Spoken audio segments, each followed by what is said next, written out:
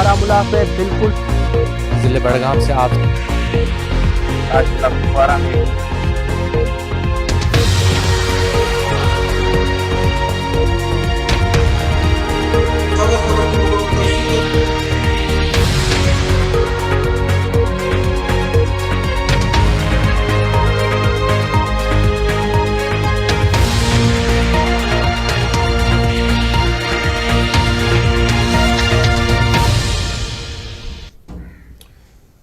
खबर की मुकम्मल तफसील और आरामी के साथ आपका मेज़बान हाजिर खिदमत। अस्सलामु अलैकुम। अल्लाह की रहमत हुआ पर आप देख रहे हैं न्यूज़ वादी कश्मीर का पहला अपना TV channel Jammu Kashmir cable network के अलावा IPTV के साथ में हाजिर हैं।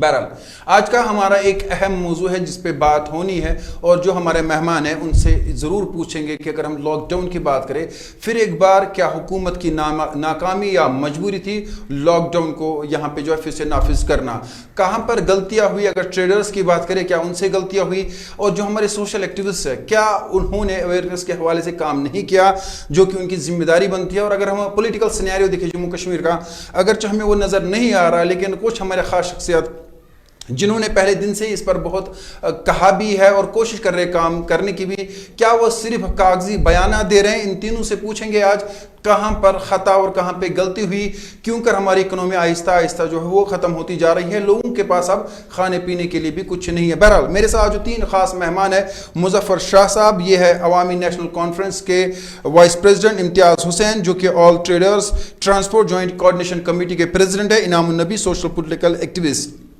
सबसे पहले मैं मुजफ्फर शाह साहब के पास जाऊंगा और उनसे पूछना चाहूँगा, शाह साहब हम देखते हैं कि लॉकडाउन पहले हुआ, लोग परेशान थे, फिर जो आहिस्ता आहिस्ता जो है लॉकडाउन में नरमी दी गई और फिर एक बार हमने देखा कल से फिर एक बार लॉकडाउन का नफाज अमल में लाया गया। आप एक पॉलिटिकल लीडर है, आप पर भी काफ़ी जिम्मेदारियां बनती हैं, आपको क्या लगता है कि कहाँ पर नाकाम हुए हम, क्या हमें फिर एक बार लॉकडाउन नफाज में लाना पड़ा? जी देखिए, जहाँ तक आज के लॉकडाउन का इशू है, मुझे लगता है शायद हमारी मौजूदा जो यहाँ पे सरकार चला रहे हैं लोग, वो थोड़े कंफ्यूज्ड हैं।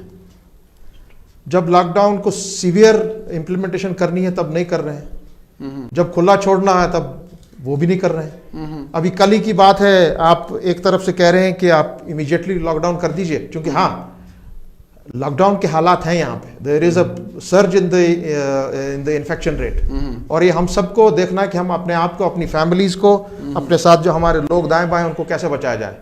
मगर कल ही जब पहलगाम में आप देखेंगे कि टूरिस्ट को इमीडिएटली 2 घंटे का नोटिस दिया गया कि खाली कर दीजिए, उसका मतलब है कि भाई बहुत एक इमरजेंट सिचुएशन सामने आ रही है। मगर साथ ही साथ शाम को दूसरा एक फरमान जारी हुआ कि हम कल से कश्मीर को खुला छोड़ रहे हैं टूरिज्म के लिए। जी सो किस चीज को माना जाए? Now, do we listen to the lockdown or do we listen to that you are opening the tourism for the entire country?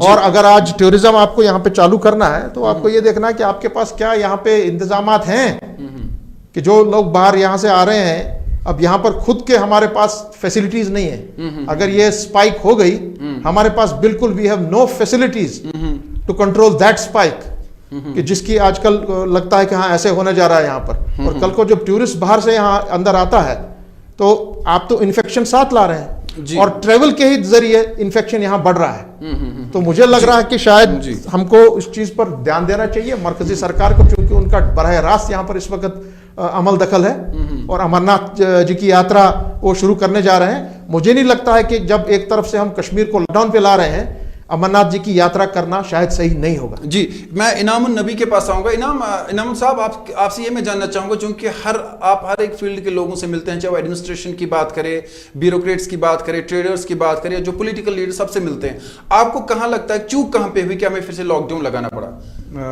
चूक जो हो गई वो सरकार से हो गई। बिल्कुल सरकार, इस बात में कोई शक नहीं कि सरकार कंफ्यूज दिखी। एक तरफ से आप खुद एडवाइजरी इशू कर रहे हैं कि आप अननेसेसरली घर से निकलना जो है उस पर रोकथाम लगा लीजिए। दूसरी तरफ आप खुद ऑर्डर निकाल रहे हैं कि पार्क्स और गार्डन्स को खुला छोड़ने के लिए। आप बताइए कौन सी एडवाइजरी हमें माननी है? घर में बैठने की एडवाइजरी को मानना है या फिर पार्क्स और गार्डन्स को खुला छोड़ना है? और वहाँ जाने की एडवाइजरी मानेंगे। इसी तरह और भी काफ़ी चीज़ें जो दिखने को मिली। इसी तरह कल जब ये जो केसेस में उनमें काफ़ी राइज हो गया, नंबर ऑफ केसेस जो है वो उनकी तादाद काफ़ी बढ़ गई, और आपको हमारे यहाँ का हेल्थ स्ट्रक्चर का पता ही है, तो उसके बाद लॉकडाउन का फैसला किया गया। लेकिन यहाँ से आप खुद ही टूरिज्म के लिए भी ऑर्डर निकाल रहे हैं, टूरिज्म को पार्शल ओपनिंग के लिए।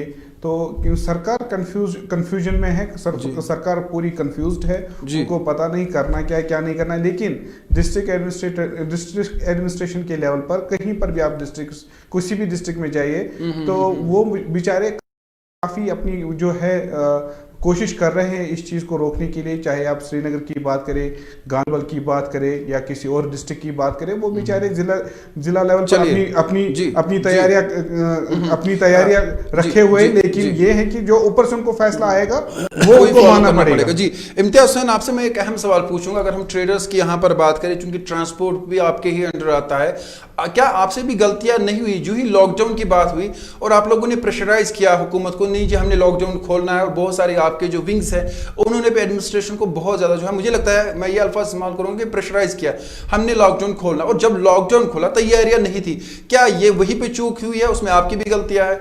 और हमें लगता है कि सबसे ज्यादा अगर देखा जाए तो आपने जो है प्रेशर जो हुकूमत पे किया कि हमने लॉकडाउन खोलना है, दुकानें खोलनी है, उसी का असर और उसी का खीमेजा है। जी तारिक साहब, ये बहुत अच्छा सवाल किया आपने, क्योंकि हम देखते आ रहे हैं पिछले 32 साल से कि अगर इस 32 साल में कोई डिपार्टमेंट पिसा तो जो मेरे पास 2 डिपार्टमेंट है, एक ट्रेड है, एक ट्रांसपोर्ट है। इसमें ये पिसे, ये दोनों डिपार्टमेंट पिसे इस 32 सालों में। और ले दे के फिर बात सिर्फ फिर ट्रेड पे ही आती है। गलती है तो ट्रेडर है, गलत है तो ट्रांसपोर्टर है। क्यों? मैं आपको थोड़ा पीछे ले जाऊंगा। वैसे जो हम लॉकडाउन में, अंडर लॉकडाउन हम ट्रेडर और ट्रांसपोर्ट जो अंडर लॉकडाउन है पोस्ट 5 अगस्त है। जी खैर, हम 5 अगस्त की बात यहाँ पे नहीं करेंगे इस वक्त हम बात करेंगे कोरोना वायरस की, जो मेरे ख्याल से 18 मार्च को यहाँ पहला लॉकडाउन अनाउंस हो गया था, जिसमें जुनेद साहब ने हमें बुलाया था। जुनेद मत्तू साहब मेयर थे। जी। उन्होंने हमें बुलाया था, एक मीटिंग की थी उन्होंने हमारे साथ लॉकडाउन के बारे में। तो हमने उनको यहाँ से भी कुछ सजेशन दी। हमने उनको प्रेशराइज नहीं किया था कि आप ना हमने उस वक्त प्रेशर किया कि लॉकडाउन कीजिए, ना हमने तब प्रेशर किया कि लॉकडाउन अनलॉक कीजिए। उस वक्त जब जुनेद मत्तू साहब ने हमारे साथ मीटिंग ली तो हमने उनको कुछ सजेशंस दी थी अपनी तरफ से। आप अगर लॉकडाउन करने जा रहे हैं जुनेद साहब, तो आपको ज़रूरी है कि आप नेशनल हाईवे बंद कीजिए, आपको ज़रूरी है कि आप एयरपोर्ट बंद कीजिए। राइट। लेकिन वो चीज़ें नहीं हुई। खाली अगर लॉकडाउन हुआ तो ट्रेड पे हुआ और ट्रांसपोर्ट पे हुआ। ऑफिस खुले रहे, सेक्रेटरीट चल रहा था, आपका सेल्स टैक्स डिपार्टमेंट चल रहा था, बैंक चल रहे थे। आज भी आप देखिए, आज आप बैंक में जाइए, बैंक में आप देखिए मैस लोगों का, किसी के पास मास्क नहीं होता है, बैंक में कोई SOPs फॉलो नहीं होते हैं, कोई गाइडलाइन नहीं है उनके पास। अगर गतियाँ ऑफिस में, आपको अगर लॉकडाउन अनलॉक करना था, हमने उनको बोला था कि एम्प्लॉयज़ जो है आपके गवर्नमेंट एम्प्लॉयज़ जो है उनको 50% कर दीजिए। 50% ड्यूटी पे आएंगे, 50% ऑफ रहेंगे। नहीं हुआ। हमने बैंक के बारे में बात की थी कि बैंक का भी ऐसी जो स्टाफ है बैंक का, इसको भी 50% कीजिए, लेकिन नहीं हुआ। सिर्फ अगर लॉकडाउन हुआ तो उस वक्त भी या तो ट्रेड के लिए हो गया लॉकडाउन या ट्रांसपोर्ट के लिए लॉकडाउन। मैं शाह साहब से यही सवाल पूछूंगा, क्योंकि अगर हम अपने ट्रांसपोर्ट की यहाँ बात करते हैं या ट्रेडर्स की बात करते हैं, काफ़ी इफेक्टिव हुआ है और 370 के बाद ही सब कुछ ठप है। शाह साहब, चूंकि आप जो है सियासी ख्याल रखने वाले लोग हैं और काफ़ी सियासत में काम किया है आपने, मैं आपसे जानना चाहूँगा, आपने ये दौर देखे हैं इससे पहले भी, और 90 की अगर बात करें तब भी यही होता था, चूँकि सिचुएशन अलग थी, आज अलग सिचुएशन है। मुझे ये बताइए, अगर यही होता रहा, जो कश्मीर की हमारी इकोनॉमी पहले ही तबाह हो चुकी है, हमारे पास कुछ भी नहीं है, जो अगर ये लॉकडाउन और 2-3 महीने चलता है, एज ए पॉलिटिकल लीडर आप क्या देखते हैं कि सिचुएशन कितनी खराब हो सकती है जम्मू कश्मीर में? देखिए, सबसे पहले मैं आज के दिन की बात करूं, क्योंकि हमको प्रोग्राम शायद उसी से सही करना चाहिए था। आज यहाँ एक बहुत ही मुतबरक दिन है, 13 जुलाई, और कोशिश की जा रही है कि इसको हिस्ट्री से, इसके पन्ने से निकाला जाए। मगर मैं आपकी चैनल से भी ये जो भी देख रहे हैं उनसे ये बताऊंगा कि जितना भी आप करें, ये 13 जुलाई का जो हम यहाँ पे यौम शुहदा मनाते हैं, ये आप हिस्ट्री के पन्नों से निकाल सकते हैं, मगर हमारे दिलों और हमारी धड़कनों से नहीं निकाल सकते। जी, खैर आपने प्रोग्राम के हम मुझे आज बुलाया, मैं इसीलिए यहाँ पे आया क्योंकि आपने सब्जेक्ट जो बताया था बहुत ही इंटरेस्टिंग सब्जेक्ट था, जो कोविड में क्या होगा, लॉकडाउन में क्या होगा, ट्रांसपोर्ट का क्या होगा, हमारे ट्रेड का क्या होगा। सो मैं सब कुछ छोड़कर यहाँ पे आया क्योंकि एक कॉमन मैन का एक मैटर है और हमारा यहाँ पर हाजिर होना बहुत ही लाजमी था। मैं अभी मेरे फाजिल दोस्त एजाज साहब अभी बात कर रहे थे, ये ट्रांसपोर्ट वगैरह को देखते हैं जी, मैं उनसे इतनी ही गुजारिश करूंगा एजाज साहब कि जो भी आपकी ट्रांसपोर्ट की, चाहे आपके हेवी व्हीकल्स हैं, सूमोस जो चलते हैं, जो भी चलते हैं, लॉकडाउन सिर्फ लॉकडाउन ही नहीं होता है, लॉकडाउन को आपके एसओपीज को देखना है। मैंने देखा है इन दोनों लॉकडाउन के तहत भी एक सूमो गाड़ी में वही 5-5, 10-10 आदमी हैं और हार्डली किसी के पास मास्क है।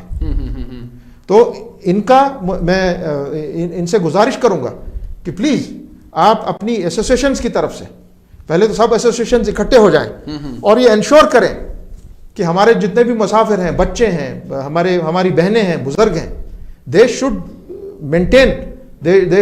Maintain discipline of SOP. वो हमारी सोसाइटी पे ये फर्ज बनता है। सिर्फ हमको डॉक्टर नहीं बचा सकेगा कल, क्योंकि एक गाड़ी में आपको पता है क्या करना है। अगर जहाज में आता है आदमी, उसको हाफ कर दिया जाता है। आपको भी जितने भी लोग हैं, क्योंकि travel is the biggest source of infection, और अगर हम उसको बचा सकेंगे, आप पर बहुत बड़ा फर्ज बनता है जी आपकी अंजुमन पर शाह साहब सवाल ये था कि मैं आपसे ये पूछना चाहता था कि जो हमारी इकोनॉमी ऑलरेडी जो है पूरी तरह से कमर टूट गई है, और अगर और 2-3 महीने ऐसे रहता है तो हमारी सिचुएशन क्या होगी? मैं आपको बताऊंगा, क्योंकि लोग भी जो है ना एसओपीज फॉलो नहीं कर, हम देख रहे हैं सोशल डिस्टेंस का ख्याल नहीं रख रहे, फिर हम कहते हैं कि एडमिनिस्ट्रेशन नाकाम हुई है। यहाँ लोगों की भी गलती है। अभी मेरे दोस्त बता रहे थे कि हमारा लॉकडाउन तो 5 अगस्त से चल रहा है, 2019 से, और चूंकि ये डिसीजन उस वक्त 370 और 35A का ये डिसीजन लिया गया through the government of India, prime minister ने डायरेक्टली लिया है, होम मिनिस्टर ने डायरेक्टली लिया। जितना भी इसका फॉल आउट है, इकोनॉमिक फॉल आउट, क्योंकि इकोनॉमिक से हमारे इकोनॉमिक विंग से डील करते हैं, जम्मू कश्मीर को आज तक लगभग 5 अगस्त के डिसीजन से 50 to 60,000 करोड़ का नुकसान है। उसमें ट्रांसपोर्ट, हैंडीक्राफ्ट और अपना ट्रेड, कॉमर्स, जितने भी हमारे सेक्टर हैं, वो जबरदस्त तरीके से, हमारे होटलियर्स, हमारी टूरिज्म, और ये जो भी हुआ है, this is the direct responsibility of government of India, direct responsibility prime minister, home minister के। अगर आपने ऐसा डिसीजन लिया, तो जो हमको नुकसान भरना पड़ा है अभी तक, उस नुकसान की भरपाई गवर्नमेंट ऑफ इंडिया को करनी पड़ेगी जी। और अगर 2 महीने और ये चला, अल्लाह हमको इस मुसीबत से निकाले, after another 2 months even the government here will not have any salary to pay to the employees, so we will collapse totally. जी इनामुल भी आपसे मैं पूछूंगा, हमारे एक दोस्त है यहाँ पे, आप जानते होंगे, रमीज मखदूमी, उनकी वालिदा भी जो है वो फोत हो गई है कोविड की वजह से, और कहा गया कि उनके पास जो है अद्वियात हमारे पास नहीं है, और वो काफ़ी परेशान थे, और कल उनकी जो है मौत वाक़या हुआ। ऐसे बहुत सारे हमने देखे हैं लोग जो है वो कोविड की वजह से जो है मारे जा रहे हैं। आपको नहीं लगता, एक तो हमारे पास हेल्थ सेक्टर बहुत जो है पीछे है, मैं तो ये कहूँगा कि हम 100 साल पीछे है, फिर भी लोग जो है SOPs फॉलो नहीं कर रहे हैं, सोशल डिस्टेंस का ख्याल नहीं रखा जा रहा है। एज ए सोशल एक्टिविस्ट मैं आपसे जानना चाहूंगा, क्योंकि आपके डिबेट्स हम देखते हैं, आप लिखते रहते हैं, आर्टिकल्स आपके आते रहते हैं, आपको नहीं लगता कि आपकी भी रिस्पॉन्सिबिलिटीज है कि आप लोगों को समझाए, जहां आप सियासत करते हैं वहां पे आप लोगों को भी समझाए, क्योंकि अभी लोगों की जान बचानी फर्ज है। और वेंटिलेटर की मैं बात कर रहा था, वेंटिलेटर नहीं मिला था उनकी माँ को, तो आपकी भी जिम्मेदारी है, जो आप ये सियासत वहां करते हैं, थोड़ा सा लोगों का भी आप सोचें। मैं पहले आपको सही कर लूं कि रमीज मखदूमी साहब की जो मदर है वो अभी जिंदा है, शी इज क्रिटिकल, लेकिन अभी जिंदा है। जी। तो दूसरा जो आपने सवाल पूछा मेरे से कि लोगों में डिसेमिनेशन के बारे में, मैं आपको बता दूं कि फिर से इसकी भी हाँ लोगों में कहीं कहीं कोताहियां हो सकती है, लेकिन उसकी भी तमाम जिम्मेदारियां जो है वो सरकार पर आयद होगी। अब आप पूछेंगे कैसे? आप हॉस्पिटल्स को देख लीजिए, आपका ओपीडी काउंटर है, ओपीडी में आपके टिकट काउंटर 2 है, 2 काउंटर आपने साथ रखे। अब मुझे बताइए, जो उस काउंटर में लाइन में बंदा खड़ा होगा वो खिड़की के बाहर से तो नहीं आ सकता, किसी और जगह से नहीं आ सकता है, आपने खुद काउंटर साथ साथ रखे, वहां सोशल डिस्टेंसिंग क्या हो सकती है? दूसरी बात, फिर आप ओपीडी का ही भीड़ देख लीजिए, आपने वेटिंग एक ही रखा है, उसमें कोई सोशल डिस्टेंसिंग का कोई इंतजाम है ही नहीं, मजबूरन पेशेंट्स को वही रुकना पड़ता है, पेशेंट्स के साथ जो जो अटेंडेंट होता है उसको भी वही रुकना पड़ता है। अभी आप ट्रांसपोर्ट पर इल्जाम लगा रहे हैं आप तारिक साहब, मुझे बताइए। नहीं, मैंने इल्जाम नहीं लगाया। मैंने इल्जाम नहीं लगाया। किसी फाजिल दोस्त ने यहाँ ट्रांसपोर्ट के बारे में बात की कि सोमो में 5-5, 10-10 बंदे होते हैं। ट्रांसपोर्ट अभी बंद है, कुछ ही गाड़ियां चल रही है, लेकिन जो सरकारी इदारे हैं, फिर आप डिपार्टमेंट्स को ले लीजिए, आप देख लीजिए हर डिपार्टमेंट में एक हॉल होता है, उस हॉल में देख लीजिए क्या हालत होती है, वहां पर कोई सोशल डिस्टेंसिंग नहीं होती है। फिर आप इसी तरह और भी महकमों की हालात देख लीजिए, अगर किसी HOD से मिलना है वहां पर आपको लाइन रखते हैं, वहां खुद ब खुद सोशल डिस्टेंसिंग जो क्लेम्स है उसकी धज्जियां उड़ाई जाती हैं। तो रही दूसरी जो आपने वेंटिलेटर्स की, देखिए एक चीज़ हमने इसमें देखा है कि हमारी सरकार ने कोविड के बाद भी कोई सबक नहीं सीखा है। आप पूछेंगे कैसे? जब लॉकडाउन शुरू हुआ आप देख लीजिए हमारे स्कीम्स में ICU ये जो वेंटिलेटर्स है उनकी वो कितने थे। 3 महीने गुजरने के बाद भी आप देख लीजिए वो उतने ही होंगे। हमारे SMHS की हालत देख लीजिए, 3 महीने पहले कितने वेंटिलेटर्स थे, 3 महीने के बाद कितने वेंटिलेटर्स है, आपको उसी से पता चलेगा। जो हमारा यहाँ हेल्थ केयर सिस्टम है, यहाँ आज भी अगर किसी डिस्ट्रिक्ट में किसी कोविड की यहाँ डेथ होती है स्कीम्स में SMHS की, आपको उस डिस्ट्रिक्ट के हॉस्पिटल की एम्बुलेंस का इंतजार करना है। यहाँ रिसेंटली कुछ दिन पहले एक हंदवारा की एक कोविड डेथ हुई थी, बाद में मरने के बाद ये पता चला कि वो कोविड पेशेंट था, कोविड पॉजिटिव पेशेंट डिक्लेयर हुआ।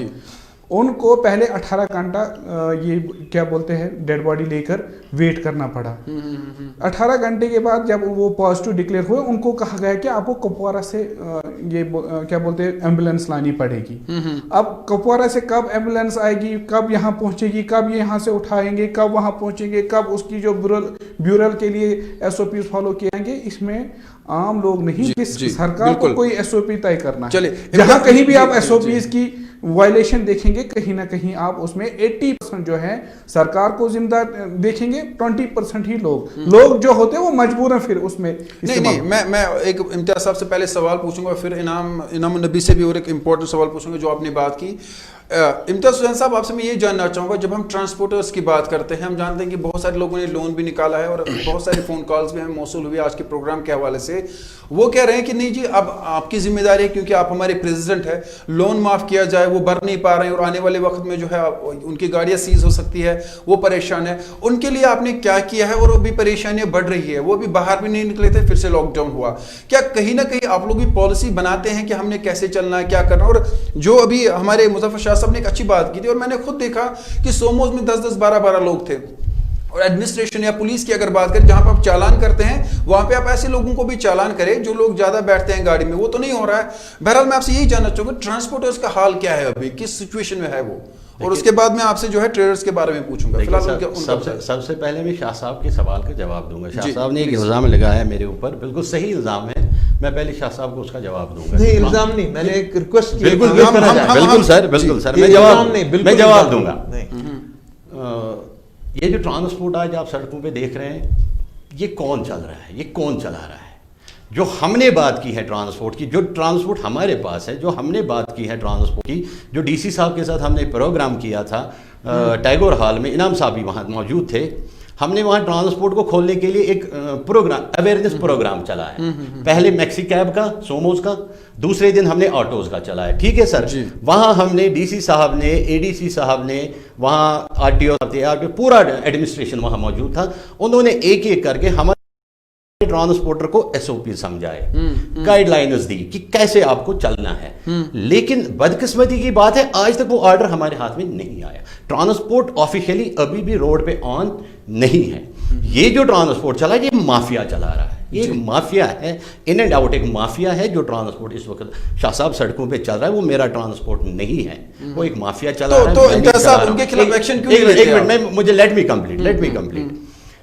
इसके बावजूद भी तारिक साहब गवाह है, तारिक साहब को मैंने कई फोटोग्राफ भेजे, जो मैंने एक 407 सीज की, बिल्कुल एक SRTC की बस सीज की, 3 सोमो मैंने सीज की, जो मैंने देखा कि वायलेशन कर रहे हैं। तारिक साहब इसके गवाह हैं। जी बिल्कुल, हमने वो स्टोरी भी। अब रही बात तारिक साहब की बात का मैं जवाब दूंगा। तारिक साहब ने कहा कि आपने ट्रांसपोर्ट के लिए क्या सोचा है। हमने तारिक साहब 12 हम एडमिनिस्ट्रेशन के पास गए, हम सत्यपाल मलिक जी के पास गए, हम LG के पास गए, हम ड्यूकाम साहब बशीर खान से साहब के पास तो बहुत बार ही गए, नए LG साहब हैं उनके पास गए।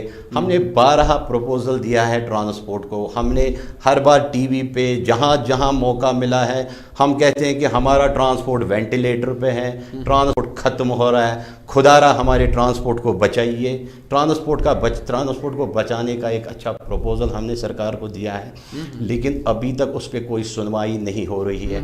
12 हम कहते हैं, हम आज भी पीछे आपको भी पता है तारिक साहब, हमने फिर तकरीबन 7 से 8 हज़ार किट हमने बेचे ट्रांसपोर्टों में, जिसमें कुछ एक कंपोनेंट DC साहब ने भी दिया, एक हमने अपना भी कंट्रीब्यूशन किया, क्योंकि हमारा ट्रांसपोर्ट जो है इस वक्त ज़मीन दोज हुआ है। उनके पास कमाई का कोई जरिया नहीं रहा है, और जो रजिस्टर्ड ट्रांसपोर्टर है वो इस वक्त बाहर निकलने के लिए तैयार ही नहीं है। वो कहते हैं जब तक हमारे पास आपके हाथ में ऑर्डर नहीं आएगा जैसा मैं ब्रेक पे जा रहा हूं, लेकिन एक अहम सवाल आया है मेरे पास। ये मोहसिन कुयूम पूछ रहे हैं और मेरे जहन में भी था ये, क्योंकि मेरे जहन से निकल भी गया था। बड़ा इंपॉर्टेंट सवाल, और ये मैं तीनों से पूछूंगा, आपसे ही पहले पूछूंगा इम्तियाज साहब। ये मोहसिन कुयूम लिखते हैं जो अभी रोड्स को जो ब्लॉक किया जा रहा है, आप खुद देख रहे होंगे, सड़कें खोदी जा रही हैं, उनको ब्लॉक किया जा रहा है, और फिर भी हम देख रहे हैं कि आप शाम को देखिए लोग जो है उसके बीच में से निकल जाते हैं। तो रोड्स ब्लॉक करने के बजाय क्या वहां पे हम सिक्योरिटी के 1-2 गार्ड नहीं रख सकते थे ताकि लोग ना आए? जब हम दूसरी सिचुएशंस में रख सकते हैं तो आज ये रोड ब्लॉक करना, फिर लोग SOPs कहां फॉलो करेंगे? वो तो वहां से निकल जाएंगे।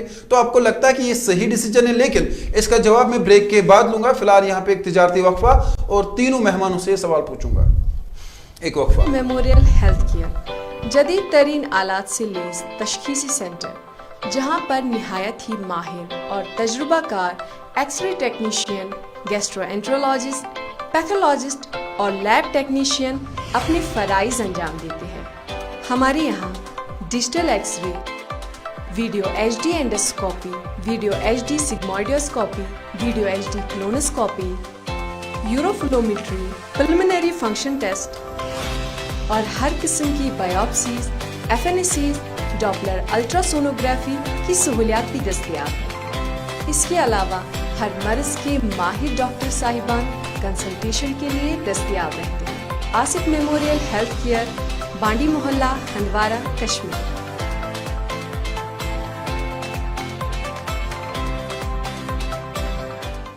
कौम, मुल्क, ज़ात या मजहब, हम सब इंसान हैं। इस मुश्किल वक्त का सामना हम सबको एक साथ करना है। वबा खतरनाक है मगर परहेज आसान।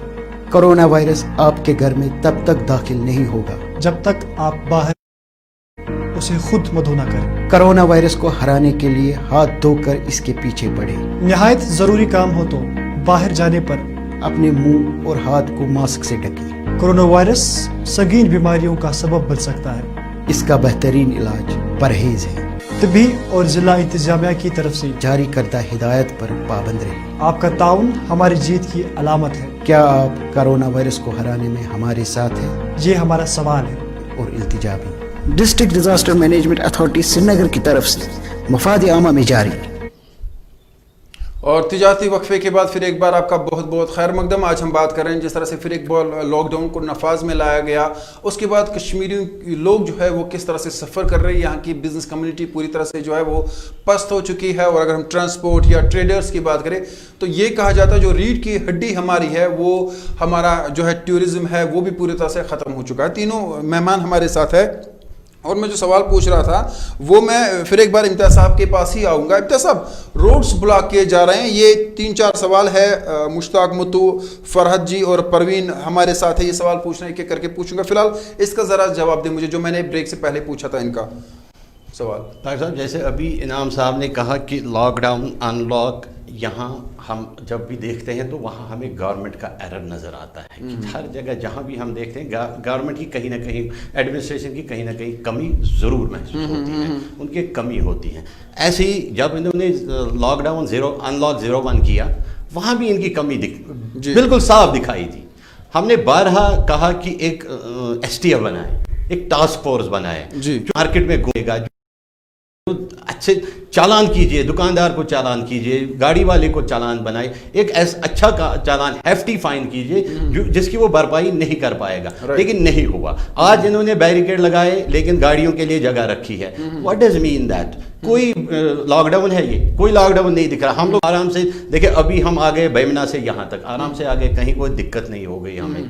या तो अगर आपको लॉकडाउन करना है तो लॉकडाउन कीजिए, जिसको लॉकडाउन कहते हैं, जिससे हम लोग, अगर हम लोग चाहते हैं कि अभी शाह साहब ने कहा कि हमें पहले अपना देखना है, अपने परिवार का देखना है, ठीक है हम घर से बाहर नहीं निकलेंगे, लेकिन आप पूरा लॉकडाउन तो कीजिए। आप बैंक बंद कीजिए, आप मेरा सेल्स टैक्स ऑफिस बंद कीजिए, आप सारे ऑफिस बंद कीजिए, आप सारे बैंक्स बंद कीजिए, आप नेशनल हाईवे बंद कीजिए, पूरा बंद कीजिए, आप इंटरनेशनल एयरपोर्ट बंद कीजिए, आप यात्रियों को वापस कीजिए, आप टूरिज्म को वापस कीजिए। आज यहाँ जो भिखारी और लेबर आ रहे हैं उनको वापस कीजिए। चलिए इम्तियाज साहब, मैं आपको रोकूंगा क्योंकि कुछ अहम सवाल भी लोगों की तरफ से आ रहे हैं। और एक सवाल आया है, ये मुश्ताक मुत्तू है, इनका भी आया।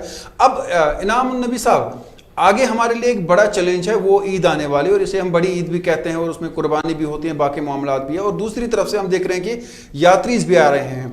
लॉकडाउन फिर से किया गया लेकिन यात्री भी आ रहे हैं और ईद भी आने वाली है। क्या ईद के दिन यहाँ पे कर्फ्यू नफाज में लाया जाएगा और जो यात्रीज है इन्हें कहा जाएगा वापस जाए आप? और तीसरी तरफ से हम देख रहे हैं क्योंकि कंफ्यूजन है, समझ ही नहीं आ रहा करना क्या है। एडमिनिस्ट्रेशन फेल हुई है या लोग जो है एडमिनिस्ट्रेशन का साथ नहीं दे रहे हैं। दूसरी तरफ देख रहे हैं पार्क खुल रहे हैं और स्कूल जो है वो मुकम्मल तौर पर बंद पड़े हुए हैं। जो इबादत गाहें हैं, कोई भी हो किसी मजहब के भी, वो भी पूरी तरह से बंद है। तो एक तो मुझे ये नहीं समझ आ रहा मैं सवाल क्या करूं, क्योंकि कंफ्यूजन है। अब सवालों में भी कंफ्यूजन हो गया है। मैं अब सवाल पे आता हूं, क्योंकि मैं ये चाहता था जो एडमिनिस्ट्रेशन है वो सुने, वो खुद कंफ्यूजन में है, उनका कंफ्यूजन दूर हो। अब मैं सवाल करूंगा आपसे। अब मसला है यात्री हमारे आ गए, उनका आना है, उनका हक बनता है, लेकिन दूसरी तरफ से कहा जा रहा है कि हमने लॉकडाउन करना। तीसरी तरफ से कहा जा रहा है कि नहीं, जो टूरिस्ट है वो आहिस्ता आहिस्ता यहां से आए। आपने बैरिकेड्स लगाए, अपनी सड़कें खोदी है, आप करना क्या चाहते हैं? और ये डिसीजन मेकर हमारे है कौन, जिन्हें ये नहीं पता कि डिसीजन लेना क्या है? जी, मैंने आपसे पहले ही कहा कि ये सरकार है वो कंफ्यूजन की शिकार है। मैंने इसलिए आपसे कहा हम खुदा न खास्ता यात्रा के खिलाफ तो है नहीं, हम कश्मीरी ही यात्रा को कामयाब और उसके खिलाफ हम किसी को बोलने भी नहीं देंगे। एब्सोल्युटली, वो हमारे गैर मुस्लिम हमारे भाई हैं, उनके लिए हमारी जान और मार भी हाजिर है। ये हम वही लोग हैं जो उनको अपने कंधे पे लेकर पवित्रा गुफा तक पहुंचाते हैं। लेकिन बात ये है कि यहाँ पर जो उनकी सिक्योरिटी के लिए आप फौज तैनात करेंगे, उनमें भी केसेस बढ़ रहे हैं। आप रोज़ देख लीजिए कि जो भी लिस्ट आते हैं दिन में 300 कुछ, 200 कुछ, 100 कुछ, उसमें CRPF बाकी फौज की तादाद भी अच्छी खासी है। तो उनकी सिक्योरिटी का भी है, यात्रा की सिक्योरिटी भी का भी है। और आप किस तरह आप 500 डेली उनको अलो करेंगे? यहाँ से आप खुद ही कह रहे हैं आप नमाज नहीं अदा कर सकते मस्जिदों में, कांग्रेगेशंस ये रिलीजियस कांग्रेगेशंस नहीं होंगे, तो खुद न खुद आप कहीं कन्फ्यूजन के शिकार है। दूसरी अहम बात जो है वो है जो बैरिकेड्स लगे हुए हैं। अगर आप बाकी डिस्ट्रिक्टों से आए, कुपवारा से आप श्रीनगर आइए, आप देखिए आपको कितनी बैरिकेड्स का सामना करना पड़ता है। काफ़ी एम्बुलेंसेस को काफ़ी इनकन्वीनियंस फेस करनी पड़ती है, आम लोगों को इनकन्वीनियंस फेस करना पड़ता है। तीसरी बात जो यहाँ पर लोकली इन्होंने बैरिकेड इंस्टॉल किए, मैं समझने से कासिर हूँ। क्या वो बैरिकेड्स इसलिए है कि आप रोड पर नहीं आएंगे? जिसको निकलना होगा वो किसी और रास्ते से भी निकल सकता है। अब ये होगा कि लोगों में इनकन्वीनियंस होगी। उसको जहां एक गली से 200 मीटर जाना था, वही वो 300 मीटर क्रॉस करके वही उधर ही फिर से पहुंच सकता है, बल्कि अब जैम हो सकता है, बल्कि अब सोशल डिस्टेंसिंग फिर से नहीं रहेगी। कहीं ना कहीं इस बात का भी हमें ख्याल रखना चाहिए। एक और बात जो मैं आपको बताना चाहता हूँ कि हेल्थ केयर के बारे में, हमारे जो डिस्ट्रिक्टों में, गाँवों में हॉस्पिटल्स होते हैं, पब्लिक हेल्थ सेंटर्स होते हैं, उनको हमने फाल बनाना है, उनको हमें फंक्शन अच्छी तरीके से करना है। अगर वो फंक्शनल होते हैं तो सब डिस्ट्रिक्ट हॉस्पिटल पर, जो ज़िला में जो डिस्ट्रिक्ट हॉस्पिटल होता है, सब डिस्ट्रिक्ट हॉस्पिटल है, उनमें भीड़ कम होगी। जो यहाँ पर रेफरल हॉस्पिटल्स, बड़े 2 हॉस्पिटल्स हैं, उनमें भीड़ कम पड़ेगी। अब आप केलर की कल बात देख लीजिए, मैंने वो ट्वीट में भी लिखा, केलर शिपियन का एक इलाका है, सब डिस्ट्रिक्ट हॉस्पिटल है, उधर डेंटिस्ट है ही नहीं।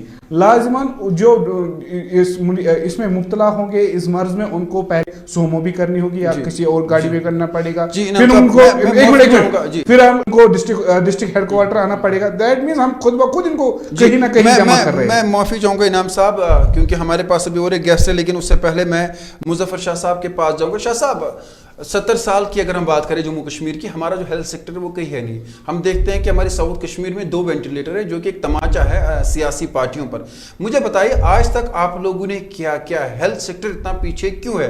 क्या सिर्फ हमारी सियासी पार्टियां अपनी जेब भर रहे थे? आज जब कोविड है, आज कह रहे नहीं वेंटिलेटर नहीं है, हम इल्जाम लगा रहे हैं, कह रहे हैं नहीं जी यहाँ की जो ब्यूरोक्रेसी वो सही नहीं है, ब्यूरोक्रेट से पैसा खाया, एसएमसी में ये हो रहा है। आप लोगों ने 70 साल में कश्मीर को दिया क्या है? वेंटिलेटर्स हमारे पास नहीं है, तमाचा नहीं है सारी पॉलिटिकल पार्टीज के लिए, हमारा 0 पर है। देखिए, ये आप एक पॉलिटिकल क्वेश्चन कर रहे हैं, हाँ, हालांकि एक डिबेट डिफरेंट है। मैं इस सवाल को I'll put it into 2 phases। Number 1, जो अभी हमने बात की सारी, चाहे हमारे एजाज साहब ने की और इनाम ने की, यहाँ के फेलियर है ट्रांसपोर्ट में, फेलियर है हेल्थ में, फेलियर है हॉस्पिटल्स में, फेलियर है आपके ट्रेड में, फेलियर है कॉमर्स में, फेलियर है हर जगह पे। ये फेलियर क्यों है जी? क्योंकि इस वक्त जो मैं ये खुल के बात कीजिए आप जी, बताइए। मेरे फाजिल दोस्त ये बोलना चाह रहे हैं मगर बोल नहीं पा रहे हैं। It's a total abject failure of the central government. आजकल का निजाम इस वक्त यहाँ की डायरेक्टली सेंट्रल गवर्नमेंट से चलता है। नहीं, जो यहाँ पे मैं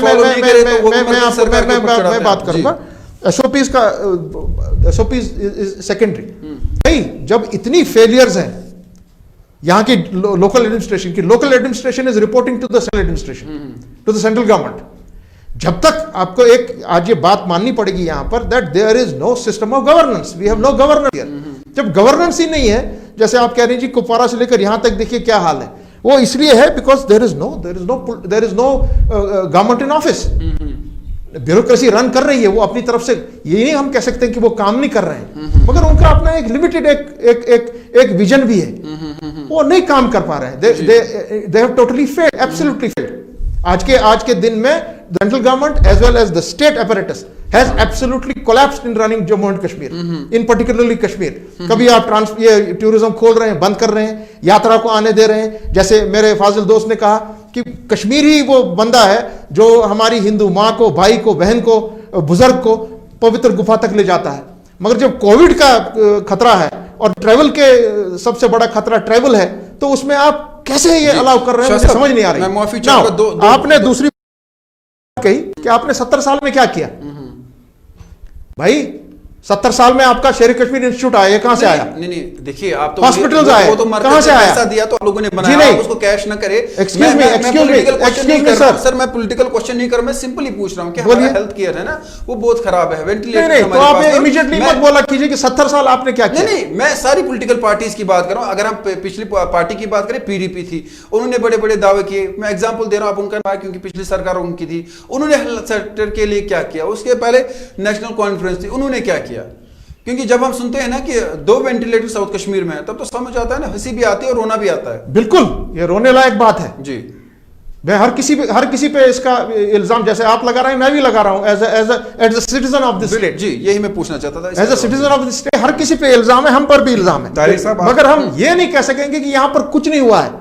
otherwise in spite of all this, ये जो वेंटिलेटर्स की बात है, अभी आप देखिए, आपको आज ये ऐसी डिजीज सामने आई है कि आपको वेंटिलेटर्स होने चाहिए थे। बिल्कुल, आपके पास 3 महीने हैं। मैं आपको सीधे बताऊंगा, मैं नरेंद्र मोदी जी की गवर्नमेंट को, जो इस वक्त यहाँ का शासन अमित शाह जी चला रहे हैं, बीजेपी के लोग चला रहे हैं, यहाँ के जो हमारी ये इस वक्त की एडमिनिस्ट्रेशन उनके हुक्म के तहत चल रही है। Why there has not been ventilators for these last 3 months? अभी 2 बड़े खबरें हमारे पास आ रही है। Why has ventilator not come here? Shah साहब, मैं माफी चाहूंगा, मैं वक्फे के लिए जाऊंगा, लेकिन 2 बड़ी खबरें। एक तो सुप्रीम कोर्ट से ऑर्डर आया कि अमरनाथ यात्रा रुकेगी नहीं, वो कंटिन्यू रहेगी। और दूसरी हमारे पास खबर आ रही है कि एक सीआरपीएफ का जवान जो है कुलगाम में कोविड की वजह से आज वो इंतकाल कर चुका है। तो इन दोनों पर भी बात करेंगे। एक तो जो हमारी यात्रा है वो रुकेगी नहीं, क्योंकि लोकल एडमिनिस्ट्रेशन ने अलाउ किया है, और इस पर बात करेंगे। लेकिन हमारे साथ बटमोल ट्रेडर्स एसोसिएशन के प्रेसिडेंट अबरार अहमद मौजूद होंगे वक्फे के बाद। फिलहाल मैं इम्तियाज साहब का शायद शुक्रिया अदा करूं या इनामुन नबी, वो ये डिसाइड करेंगे। लेकिन फिलहाल मैं छोटे वक्फे की ओर जाऊंगा और फिर अबरार अहमद हमारे साथ मौजूद होंगे। मेमोरियल हेल्थ केयर जदीद तरीन आलात से लैस तशखीसी सेंटर, जहां पर निहायत ही माहिर और तजुर्बाकार एक्सरे टेक्नीशियन, गैस्ट्रोएंट्रोलॉजिस्ट, पैथोलॉजिस्ट और लैब टेक्नीशियन अपने फ़राइज़ अंजाम देते हैं। हमारे यहाँ digital x ray, video HD endoscopy, video HD sigmoidoscopy, video LT colonoscopy, uroflowmetry, preliminary function test और हर किस्म की बायोप्सीज, एफएनएसीज, डॉपलर अल्ट्रासोनोग्राफी की सहूलियात भी दस्तयाब है। इसके अलावा हर मर्ज के माहिर डॉक्टर साहिबान कंसल्टेशन के लिए दस्तयाब रहते हैं। आसिफ मेमोरियल हेल्थ केयर, बांडी मोहल्ला, हंदवारा, कश्मीर।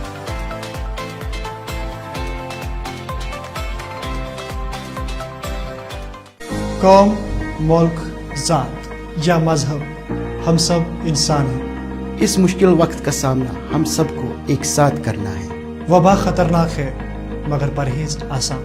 कोरोना वायरस आपके घर में तब तक दाखिल नहीं होगा जब तक आप बाहर जाकर उसे खुद मधु न करें। कोरोना वायरस को हराने के लिए हाथ धोकर इसके पीछे बढ़े। निहायत जरूरी काम हो तो बाहर जाने पर अपने मुंह और हाथ को मास्क से ढकें।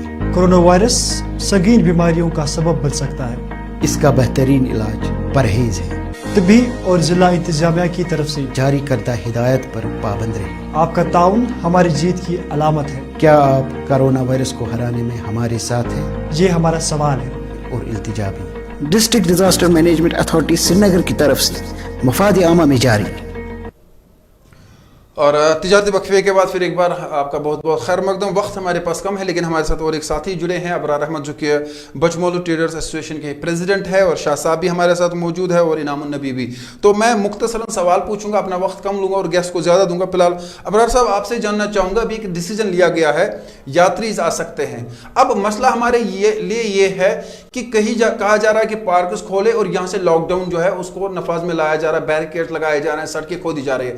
आप इस डिसीजन को कैसे देखते हैं? क्या आपको लग रहा है कि नहीं, यात्री को भी आना चाहिए, टूरिस्ट को भी आना चाहिए, ताकि हमारी इकोनॉमी पे असर न पड़े, काम भी चलता रहे और लोग भी मरते रहे? जी देखिए, जहाँ तक लॉकडाउन का सवाल है तो हमें समझ आता है कि लॉकडाउन एक एडमिनिस्ट्रेटिव नेसेसिटी है, ना कि कोई क्योर है। पहले हमें इस चीज़ को अंडरस्टैंड बिल्कुल कि हमारा इंफ्रास्ट्रक्चर उसके लिए तैयार नहीं है, तो हम उसको बंद करके अपनी जो कमजोरी है उसको बैकअप देते हैं। देखिए जी, इस वक्त हमें अंडरस्टैंड करना है कि ईद का टाइम है, साल भर चाहे जम्मू के हमारे साथी ताजिर साथी हैं, चाहे श्रीनगर के ताजिर साथी हैं, ये सारा इंतजार करते हैं एक साल इस एक ईद की टाइम का। देखा जाए तो पिछली 3 ईदें जो हैं वो किसी न किसी कोविड या अगस्त 5 के एब्रोगेशन की उनकी नज़र होगी। सो बहुत ज़्यादा नज़र इस पे थी, क्योंकि अभी थोड़ा ठीक हुआ ऑल ऑफ ए सडन। इससे जो है काफ़ी लोगों ने स्टॉक्स किए हैं, उनकी जो मुआशरत है बहुत हद तक इसके ऊपर निर्भर कर रही है, वहाँ से बैंक्स के लोन चल रहे हैं। सो ये सारी कंसिडरेशंस गवर्नमेंट को लेनी चाहिए थी। अगर इसमें फेलियर हुआ है किसी जगह तो ये खाली ताजिर के सर पे ठीकरा क्यों पड़ जाता है? क्या सोसाइटी जिम्मेदार नहीं है? तो ट्रेडर्स पे कितना बड़ा इफेक्ट हुआ है इससे, जो कोविड फिर एक बार जो है ये जो लॉकडाउन हुआ है? बिल्कुल सर, मुझे लगता है कि अगर गवर्नमेंट इमीडिएट इसके अंदर एक्शन लेके करेक्टिव मेजर्स करते हुए कुछ लिमिटेड तरीके से इसको खोलने की बात नहीं करेगी तो ताजिर बहुत बड़े नुकसान के शिकार होंगे। ऑलरेडी हम ऑलमोस्ट 130 करोड़ रुपया पर दिन कॉस्ट दे रहे हैं, जो एक्यूमुलेट हो रहा है अगस्त 5 के बाद। पिछले 32 साल का जो आलम रहा है उससे कोई भी ना आशना हम में से नहीं है, ना ही सेंट्रल गवर्नमेंट ना ही स्टेट गवर्नमेंट। और कहीं ना कहीं एक रिस्पॉन्सिबिलिटी इस वक्त गवर्नमेंट ऑफ इंडिया की बनती है, क्योंकि वो बराह रास्त है। मेरे पास वक्त कम है, मैं फिलहाल इनाम साहब के पास आऊंगा। इनाम साहब, अब यात्री की बात की जाती है और एक क्वेश्चन भी उठाया जा रहा है कि अगर हमने लॉकडाउन करना है तो फिलहाल हमें यात्री भी जो है वो रोकनी चाहिए ताकि इस वबा से बचा जाए। तो आप इस डिसीजन को कैसे देख रहे हैं? क्योंकि आप सुप्रीम कोर्ट का भी ऑर्डर आ चुका है कि लोकल एडमिनिस्ट्रेशन काम करे, क्योंकि फिर हम हर कोई मामला जो है दिल्ली पे इल्जाम लगाते हैं। अब तो लोकल एडमिनिस्ट्रेशन का काम है, तो आपको लगता है कि डिसीजन सही है? जनाब, ये डिसीजन जिन्होंने लिया होगा उनको पता होना चाहिए कि एक ये जो मैंने पहले भी जिक्र किया, आपने भी उसके बारे में एंडोर्समेंट की कि जो फौजी उधर सिक्योरिटी के लिए तैनात होंगे वो पहले उनके केसेस बढ़ रहे। आपने अभी कहा कोविड से एक फौजी जवान की डेथ भी हुई है। दूसरी बात आप देख लीजिए कि हेल्थ केयर यहाँ पर ऑलरेडी हमारे पास जो है मेडिकल स्टाफ की कमी है, तो फिर आपको श्री अमरनाथ यात्रा जी के लिए फिर से यहाँ से लोग लेने पड़ेंगे, डॉक्टर्स, पैरामेडिक स्टाफ, एम्बुलेंसेस। क्या सरकार उनको मैनेज कर पाएगी? क्या सरकार के पास इक्विपमेंट है? क्या सरकार के पास एम्बुलेंसेस है? क्या सरकार के पास मैन पावर्स है? आप कैलर से डेंटिस्ट को लेकर एयरपोर्ट पर लगा सकते हैं। मुझे बताइए, यात्रा की सेफ्टी के लिए उनको मेडिकल फैसिलिटी अवेयर रखने के लिए आपके पास स्टाफ कहां पर है? आपके पास डॉक्टर्स कहां पर है? आपके पास पैरामेडिकल स्टाफ कहां है? आपके पास वेंटिलेटर बेड्स कैसे आप वहां पर? हाँ, मेरे पास बहुत सारे लोग हैं जो सवाल पूछ रहे हैं, लेकिन मैं शाह साहब से पूछूंगा। शाह साहब, अब और एक मामला हमारे पास है कि चंद दिनों के बाद अब ईद आने वाली, जो मैंने सवाल किया था तो फिर हम किसी और मौजू की ओर चले गए थे। अब मैं आपसे पूछूंगा, ईद आने वाली है तो अगर ईद पे लॉकडाउन मतलब रेस्ट्रिक्शंस लगाई गई, हम तो कहते हैं कि उस दिन कर्फ्यू न लगाया जाए, और दूसरी तरफ से कह रहा है कि टूरिस्ट वापस यहाँ पे आए, अब कोई लॉकडाउन उनके लिए नहीं है। आप इस चीज़ को कैसे देखते हैं? देखिए, ये तो एक शायद मर्जी सरकार भी अब टोटल कंफ्यूजन में है कि जम्मू कश्मीर को, खुसूसन कश्मीर को कैसे हैंडल किया जाए। They don't know how to handle Kashmir. एकदम टोटल एक कश्मीर की पॉलिसी जो बीजेपी की इस वक्त की है, मैं माफ़ी चाहता हूँ ये कहने में कि ये पॉलिसी टोटल एक डिजास्टर बन गया है। तो जैसे मेरे अभी ये भाई साहब जो मेरे हमारे साथ आए, अबरार साहब जो आए हमारे साथ, इन्होंने एक फिगर आपको दी है, 130 crore a day is my loss from 5 अगस्त। वो लॉस इसलिए है क्योंकि आपने एक एक्शन ले लिया बगैर सोचे समझे। तो भाई अगर आपने एक्शन लिया है तो पहले वो ट्रेड का मेरा 130 करोड़ इंटू आप कीजिए कितने महीने हो गया है, वो टेबल पे डाल दीजिए, सो दैट जो मेरा ये ट्रेड के साथ वाबस्ता है, दुकानदार है, टैक्सी वाला है, होटल वाला है, आपके हैंडीक्राफ्ट वाला है, आपके टूरिज्म का सेक्टर वाला है, उसको एक राहत दी जाए। इसका एक अच्छा सा एक नुस्खा मिला है जर्मनी से। जर्मनी में जो ही लॉकडाउन हुआ, हर किसी घर में 15,000 यूरोज की एक चेक हर किसी घर को दी गई। शायद यहाँ रखिए 500 रुपए कुछ लोग कुछ नहीं दिया गया। सो आप सोच लीजिए ना। दूसरी बात, ये इनको ये ट्रेड को भी देखना है, सोसाइटी को भी देखना है, पॉलिटिकल सेटअप को भी देखना है कि ये किस तरह हम करें कि इनसे भाई लिया जाए ये मुआवजा वापस। दूसरा, आपने अभी सुप्रीम कोर्ट के बारे में बात की कि भाई वो कह रहे हैं कि चलाइए अमरनाथ यात्रा, और उसके बाद ईद का हमला है। यहाँ हम लोग लगभग 80 लाख लोग बंद हैं इस वक्त। हाँ, सो मुझे समझ नहीं आ रही है कि भाई आपकी पॉलिसी है क्या जी। आप अमरनाथ यात्रा चला रहे हैं, मेरे लोग वहां से वापस आ रहे हैं, यहाँ कोविड का इन्फेक्शन बढ़ रहा है, तो आप सुप्रीम कोर्ट का इस्तेमाल कर रहे हैं। तो कब मुझे क्या सुप्रीम कोर्ट में जाना पड़ेगा कि ईद का सेलिब्रेशन करने दीजिए? It is the shame on the present BJP government what they are doing in Kashmir. They should stop playing with the lives of Kashmiris here. जी, अबरार साहब आपसे मैं पूछूंगा क्योंकि आपके आखिरी सवाल है। हद है, ये बात हो गई जी। अबरार साहब आपसे मैं जानना चाहूंगा, अभी आप कह रहे हैं कि जो हमारी रीढ़ की हड्डी है वो हमारी इकोनॉमी में सबसे ज्यादा है वो टूरिज्म है, तो आपको नहीं लगता कि ये डिसीजन सही है? कहीं ना कहीं अगर टूरिस्ट यहाँ आएंगे तो हो सकता है कि कुछ लोग सर्वाइव कर पाए, क्योंकि अब तो लगता है कि सर्वाइव करना बड़ा मुश्किल है। सर देखिए, पहले तो अंडरस्टैंड करना टूरिस्ट आएगा कहाँ से। State of confusion is everywhere. उसके बाद आप देखें कि मैं फिर वही बात कहूँगा, आज जो टिकट कश्मीर की है, पहले आप देखें कि जो पीक सीजन में वो कहाँ जाती है, 22,000, 23,000, 14,000, 15,000, जबकि 20,000 में वो दुबई का 2 नाइट और 3 दिन का पैकेज लेके आता है, तो कश्मीर क्यों आएगा? सो इसके अंदर एन नंबर ऑफ रीजंस हैं जो इसको गवर्न करते हैं। सो हमें अंडरस्टैंड करना है कि आप कंफ्यूजन के अंदर कोई भी चीज चला नहीं पाएंगे। You have to be very clear into the policy. हमारी इस वक्त आपके थ्रू भी डिमांड गवर्नमेंट को यह रहेगी कि वो अपने इस डिसीजन को जो बंद करने का, इसको रिविजिट करें, इसको थोड़ा कंडीशनल कर लीजिए, क्योंकि हमें जैसे कि पीछे नरेंद्र मोदी जी ने भी बोला था कि भाई जान भी और जहान भी, इस स्लोगन को कम से कम हमारे एरिया में भी इसको आप लागू करें कि दोनों चीजों को चलाएं। हम ये नहीं कहते कि आप बिल्कुल केयरलेस हो जाइए regarding the SOPs and other things, but it has to be a collective effort. It can not be just the owners of one community and the rest of the community. इन्होंने भी revisit कैसे किया जाए, किस तरह से फिर एक बार सोचा जाए कि लॉकडाउन पॉलिसी क्या किया जाए, क्योंकि अगर खोला जाएगा केसेस बढ़ेंगे, लॉकडाउन पे अमल किया जाएगा, कहा जाएगा कि नहीं लॉकडाउन को मजीद बढ़ाया जाएगा तो लोग भूख से मरेंगे, अब क्या किया जाए? SOPs ऐसे बना लीजिए जो हमें कोविड से बचा भी सकेंगे और पीपल फ्रेंडली भी होंगे।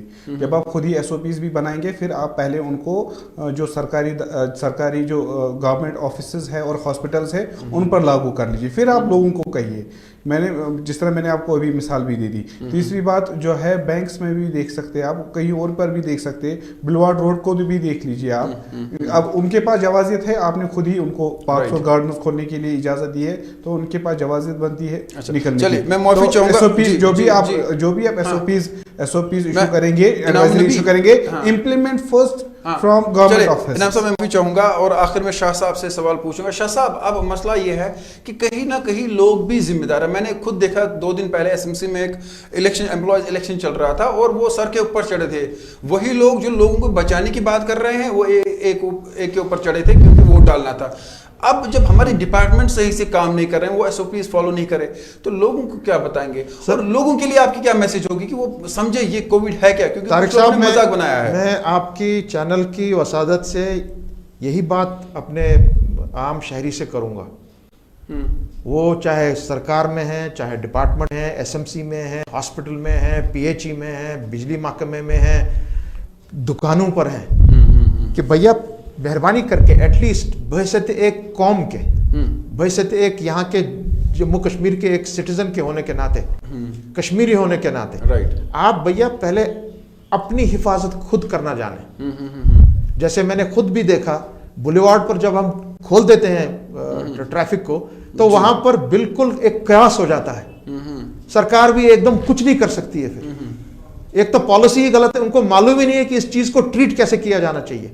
सो लोगों को अपने आप को मेहरबानी करके अपने आप को आप खुद बचाइए, अपने बच्चों को खुद बचाइए, अपने एसओपीज को मेहरबानी करके उनको फॉलो कीजिए, जो आप टीवी पर देखते हैं, आप घरों में देखते हैं, तब आप अपने आप को बचा पाएंगे। दूसरी तरफ मैं मरकजी सरकार को फिर मैं डायरेक्टली बता रहा हूं, जो यहाँ का शासन चलाते हैं, मैं प्राइम मिनिस्टर से डायरेक्ट अपील कर रहा हूं, आपकी चैनल से होम मिनिस्टर से डायरेक्ट अपील कर रहा हूं, इफ कश्मीर में अगर इन्फेक्शन बढ़ रहा है, देयर इज नो वे कि we should allow any religious situation to take place here. खुसूसन अमरनाथ जी की यात्रा है, अगर खतरा है तो क्या आप इन्फेक्शन यहां ला रहे हैं और यहां से वापस ले रहे हैं? शाह साहब, ईद का मामला है, इसको हम रिलीजियस सिचुएशन में ना बांटे, हिंदू और मुसलमान में ना बांटे। मेहरबानी करके कश्मीर को बर्बाद मत कीजिए। तो पूरे मुल्क में अगर देखा जाए तो 24 घंटे में करीबन 500 लोगों की मौत वाकया हुई है, तो आप समझ सकते हैं सिचुएशन कितनी खतरनाक है।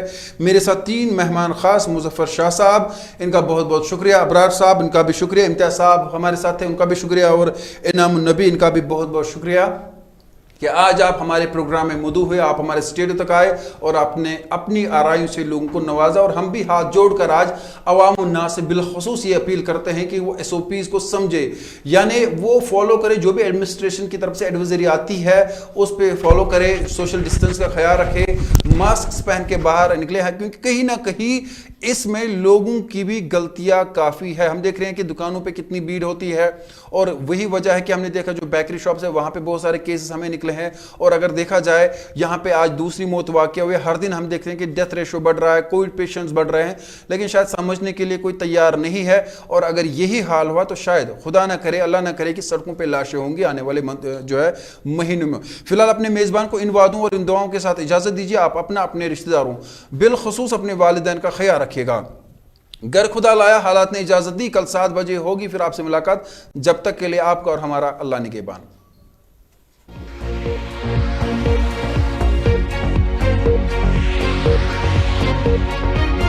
बारामूला से बिल्कुल